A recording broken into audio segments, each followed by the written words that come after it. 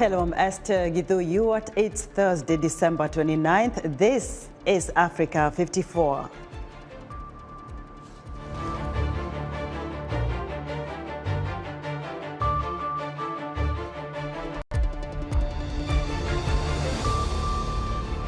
Addis Ababa and Mekele and Tigray have been reconnected by Ethiopian Airlines after 18 months when flights stopped.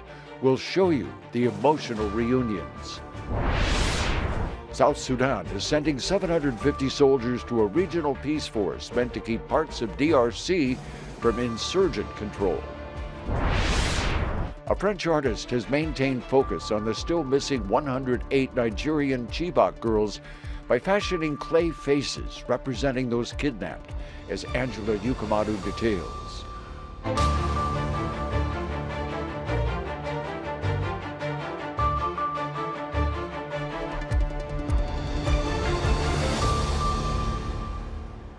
We begin in Ethiopia, where passengers are now arriving in Mekele and Addis Ababa after Ethiopia's national carrier, Ethiopian Airlines, resumed its commercial flights between the two cities. After a shutdown lasting 18 months, families and loved ones are reuniting after an Ethiopian delegation made the first high-level government visit to the rebel-held region since the signing of a peace deal last month. The Tigray region had been largely cut off from the rest of the world during the two-year conflict, but communications are slowly resuming as phone lines start to be restored in parts of the region. Mesfin Tasu, the chief executive officer of Ethiopian Airlines, says the company is starting with a single flight per day, but it will increase it as telecom services are fully restored in the Tigray region. A Voice of America hosted discussion about Ethiopia's two-year-long civil war and the prospects for peace. VOA Salem Solomon attended this event and has our report.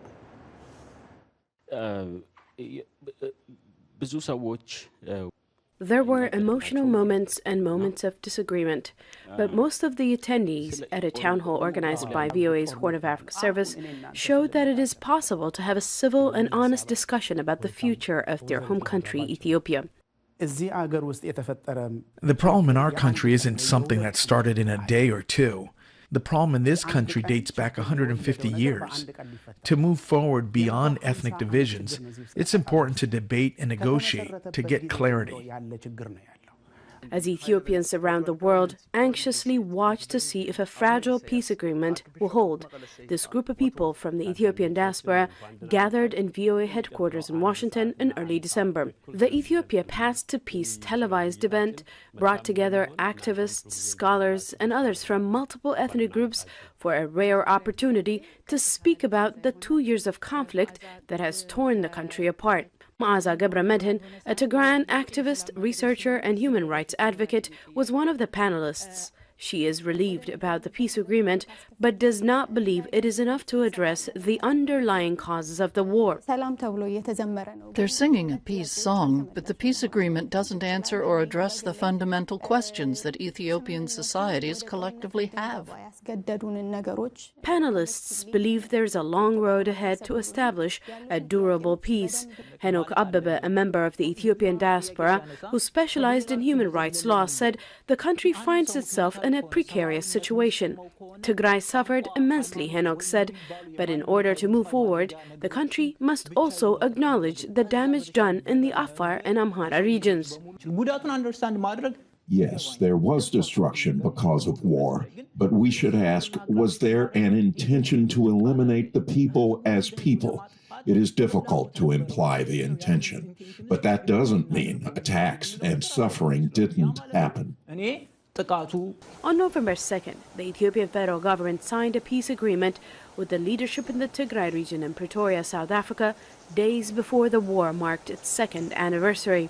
The fact that the ceasefire has stopped the bloodshed is a big achievement, and the opening of humanitarian corridors is a promising sign, some said, but most agreed that there is a need for accountability.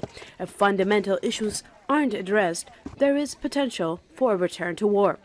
Negative The peace agreement is a negative piece because violence has stopped. But to go further, the opportunity of a ceasefire is important, and gleaning from conflicts in other parts of Africa to understand the logical pattern of war and address the core issues of how the war started. Some panelists struck a more conciliatory tone, saying that for true healing to begin, empathy across ethnic lines is needed. What surprises me is that as much as some people are dedicated to their own side and ethnicity, why is it difficult to empathize with those who live side by side when they are suffering? When are we going to cut the cycle of never-ending crimes and continuous feelings of being attacked and build a country that is enough for all of us and stands for justice, equality and democracy? When are we going to be human? The war in Tigray has displaced thousands, causing a shortage of food, medication and access to basic care for millions of people living in the region. Salem Solomon, VOA News, Washington.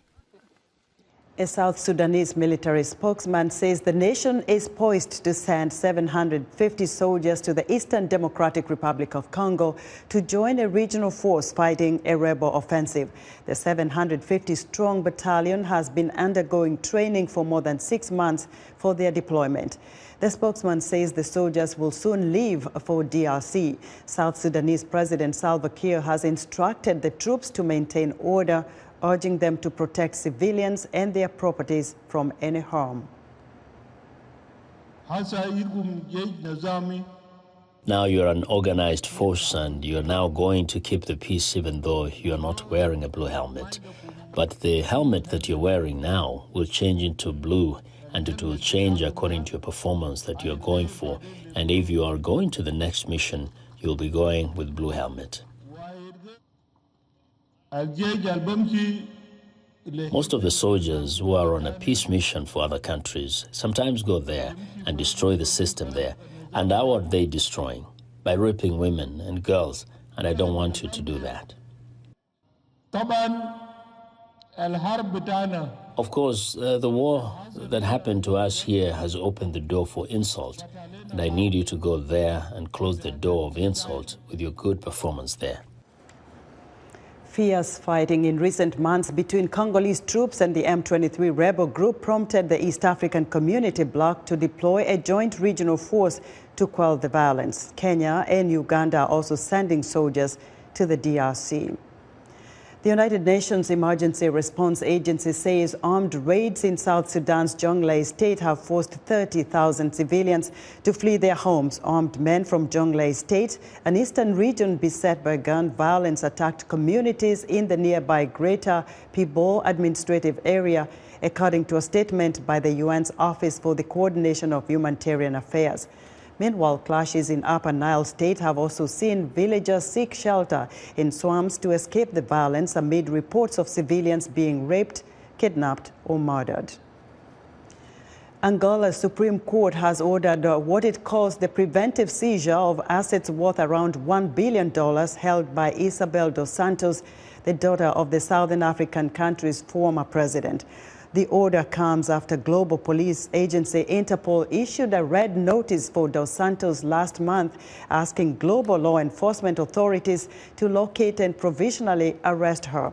Dos Santos' father, Jose Eduardo dos Santos, ruled Angola for nearly 4 decades until 2017 and died in July 2022. Dos Santos, who has repeatedly denied wrongdoing, has faced corruption accusations for years, including allegations by Angola in 2020 that she and her husband had steered $1 billion in state funds to companies in which they held stakes during her father's presidency, including from oil giant Sonangol.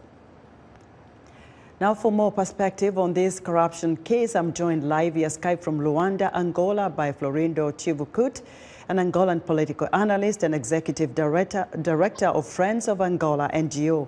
Florindo, welcome to Africa 54. Thank you, sir. Thanks for having me.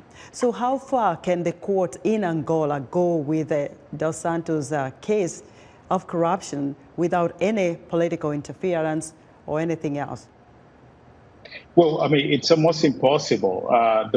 Unfortunately, the executive power has has great influence on the judicial power.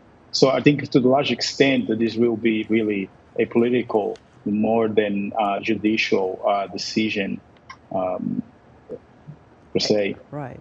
Has Isabel responded to these accusations yet?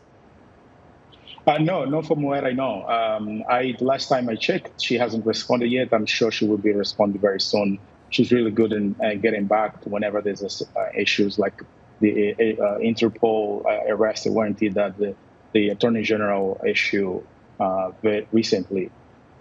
Now, recently, and I think it was last year when the Biden administration issued sanctions against Isabel dos Santos and two other top generals in Angola. What is the impact of these sanctions as far as you know? Well, I mean, it's for the first time in Angola in the history, we have individuals being sanctioned due to a corruption.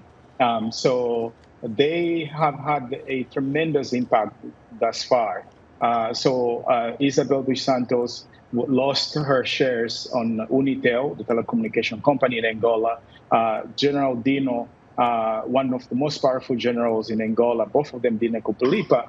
Dino has to sell shares in Unitel, again, the same very telecom company in Angola, the private company, and on the private bank. And for General Kupelipa, we're still yet to see what kind of partnership he have and what he has to get to sell due to these sanctions that was imposed by the Biden administration December of last year. Shivukut, what is the reaction of the general public? We have seen in the past a lot of protest about this corruption case because it started way back. And what are they saying right now about this latest development from Interpol? Well, I mean, so there is a really, depends who you ask. There are folks who believe that this is definitely a good sign that the Angolan president is going after one of the main individuals who embezzled billions of dollars public funds for their benefit, and so that's the beginning. And some believe that, well, it's just President Lorenzo has been selective. So they asking why the President Lorenzo is going after Isabel dos Santos, for instance. He's not going after those two generals, including the former Vice President of Angola, Mr. Manuel Vicente, who probably have stolen equal or more than Isabel dos Santos. Shivukut, thank you so much for your perspective. We'll follow up with you to see what happens if indeed Isabel goes to court to answer these charges. Florindo Chivukut is an Angolan political analyst and executive director of Friends of Angola NGO. An Ivory Coast court has handed down life terms to 4 Malian men convicted of abetting a jihadist attack on a beach resort that killed 19 people. Judge Charles Binney made the announcement in Abidjan courtroom. 14 others, including the suspected masterminds, are either on the run or being held in Mali, according to Aude Rimalo, a lawyer for the French civilian plaintiffs. 7 of these 14 were handed life sentences in absentia, and the other 7 were acquitted. Defense lawyer Eric Saki has mixed feelings about the verdict. From our point of view, we have mixed feelings about the 18 defendants, of whom 11 have been sentenced to life imprisonment, including those who were present in the court. The 4 defendants present at the bar were also sentenced to life. But I'm sad for these 4 people, who for me should have also benefited from a decision of acquittal. But the road is still long. Today, the court has made its decision. Tomorrow, we will take stock, as I said before the court. And after reporting to the president of the Bar Association, the decision will be made on the further course of action. The immediate recourse is the appeal. The law provides for an appeal of the decision made by the criminal court, so we could eventually appeal. The attack on Grand Bassam was the first and so far deadliest in a string of sporadic attacks on countries on the Gulf of Guinea south of the Sahel. It had a deeply chilling impact on foreign tourism. We're excited to hear what you think about Africa 54 and all our VOA Africa programs on our website at voaafrica.com. Still to come, an art project depicting the girls still missing from the Nigerian town of Chibok. We'll be right back.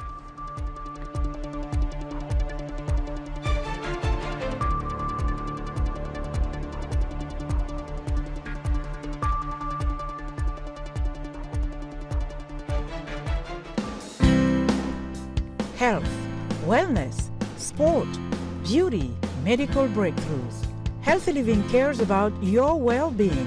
What are the main health concerns in Africa and around the world? Find out the latest on coronavirus. Connect with our experts and ask them questions. How long does the virus stay? Join me, Lina Ukomadu, in Washington every week on Healthy Living, right here on VOA.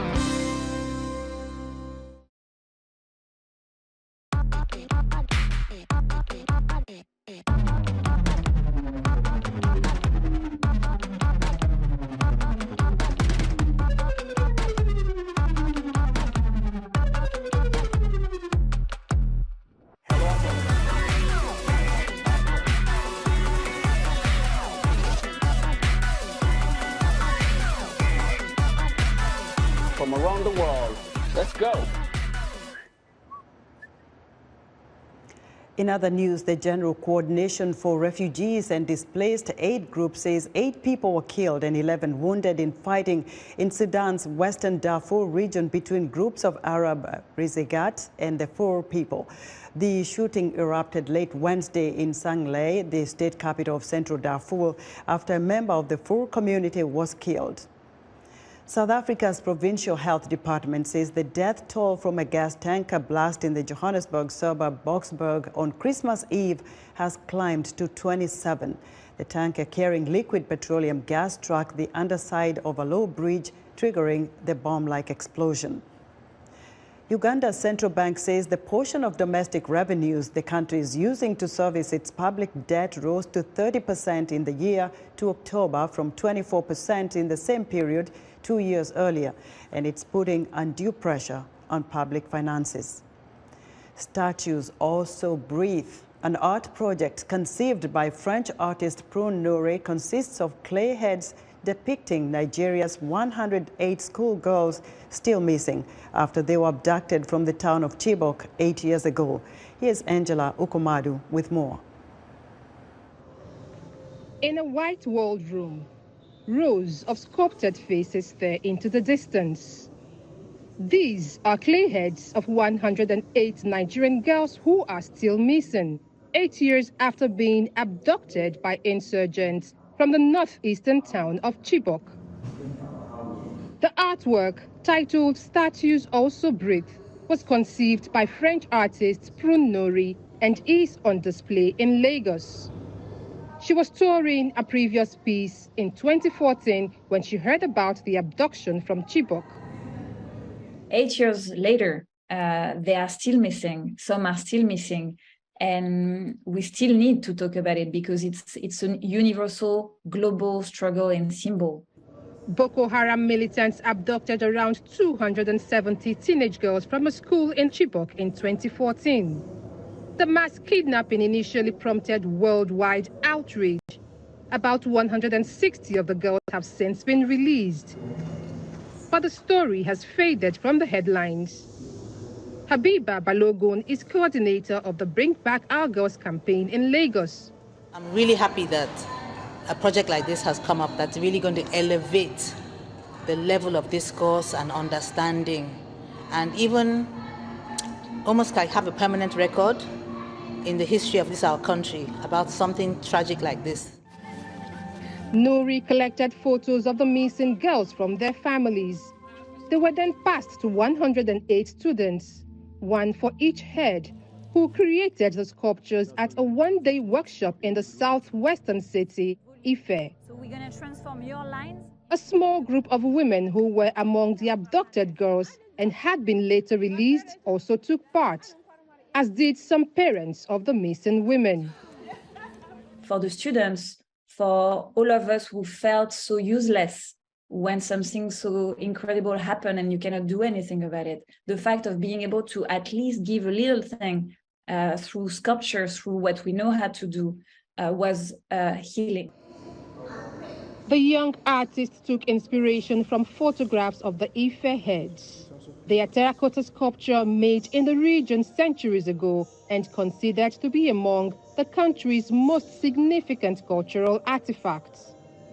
Clay from Ife was used, a substance that, according to the Yoruba ethnic group's creation myth, was used to form humans. Nuri said the sculptures will be taken on a global tour. She then hopes they will be bought by a collector and donated to a public museum in Africa. All the money made from the work will go to a non-profit foundation to finance arts and education in Nigeria. That was Angela Ukomadu of Reuters reporting. 2022 is coming to a close in just a few days. What was important to you and what do you hope for in the year 2023? Our reporter Daniel Tonga spoke with people on the streets of Lusaka, Zambia. Part of the improvement that we have seen in 2022 is the enhancement of our democratic space. The president has abolished the criminal defamation of the president, also the death penalty, because one of the sticking points in our democratic process was the stifling of our freedom of expression. Now citizens will be free to express themselves in terms of the governance of our country. And one of the biggest problems that this country has been facing over the years in terms of our economy is a huge debt burden. We are excited that Zambia, the president and his government were able to negotiate for the IMF bailout package of 1.3 billion. This will help the government improve the much needed social spending such as social cash transfer to old people. We've also seen that the government has improved in terms of funding our education sector. We have free education from primary up to secondary. This has helped so many people of our rural population to access education. Unemployment levels. The unemployment level was high in the country, but then we saw government bring in the 30,000 recruitment of teachers. 30,000 is not a small number if we look at our population. That might be like 1% or 2% or 4% of the population, which is good if you ask me, because those are a lot of people that were unemployed at that time, and the government managed to recruit them. So we also look at, in terms of unemployment levels and ending unemployment levels, we are also looking at the recruitment of officers at Zambia National Service that are still in camp right now. I think as we are talking, they're still in camp right now. That also helped contribute to the fight against unemployment levels in the country. Because if you look at the recruitment of Zambia National Service officers, you don't really, it's not a necessity that you need to have your tertiary education qualifications. So which means that we had people that dropped out of school in grade 9, we had people that dropped out of school in secondary school, but they still managed to be recruited, and at the end of it all they get to be employed permanently, in government positions. So I think for me, for the year 2022, government's fight against unemployment levels has really shown results. I mean, we've seen the results. So that's literally what I can look back to. The year 2022 has been a very successful year. We have seen fruition of the many promises that the new government was elected on. Among them is obviously to revive the economy. The economy was going into a very wrong direction. All the indicators were wrong, and we saw that the new Dawn government worked on resuscitating this economy. And through resuscitating this economy, we saw the securing of an IMF bailout, which is 1.3 billion US dollar. And earlier to that, we saw that we had now a stable exchange rate. The inflation rate has reduced from more than 24% to 9%.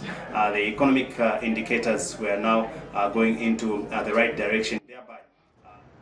Residents of Lusaka, Zambia, sharing their thoughts on the year just about to end and their hopes for 2023. Princess Guitar, Dorothy's Ruby Slippers, Jim Henson's original handmade Kermit the Frog, These are among the 200+ items on display at the new exhibition at the Smithsonian National Museum of American History. Maxim Moskalkov has the story. From the famous Ringling Brothers and Barnum and Bailey circus of the late 19th century to Hollywood blockbusters of 2020s, the new Entertainment Nation exhibition that opened in mid-December at the Smithsonian Institution's National Museum of American History shows visitors how the entertainment industry has shaped American society over 150 years.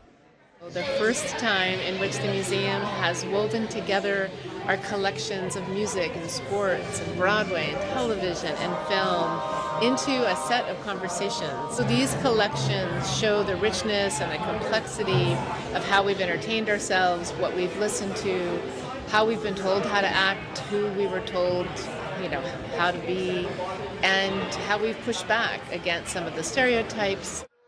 This cast of the famous ruby red slippers worn by actress Judy Garland as her Dorothy followed the yellow brick road in The Wizard of Oz. And this is the peculiar costume actress Elizabeth Moss wore in the popular show The Handmaid's Tale. Steps away the shield of Marvel superhero Captain America, and the suit TV host Ellen DeGeneres wore when she received the Presidential Medal of Freedom. Actress Zoe Kravitz wore the black dress to the Golden Globe Awards ceremony in 2018 in solidarity with the Me Too movement to protest sexual harassment. And actress Halle Berry donned this costume in the 2014 film X-Men: Days of Future Past, becoming one of the first African-American actresses to play a superhero. We have some of our favorites, our fan favorite objects on display, but also objects from entertainment history that people haven't seen. Part of the exhibition is dedicated to legendary athletes. Here visitors can see Muhammad Ali's robe, the dress tennis star Billie Jean King wore in 1973 as she won the Battle of the Sexes match against Bobby Riggs, and the ice skates of Kristi Yamaguchi, who won a gold medal in figure skating in the 1992 Winter Olympics. Another part of the exhibition is dedicated to the role women played in science fiction.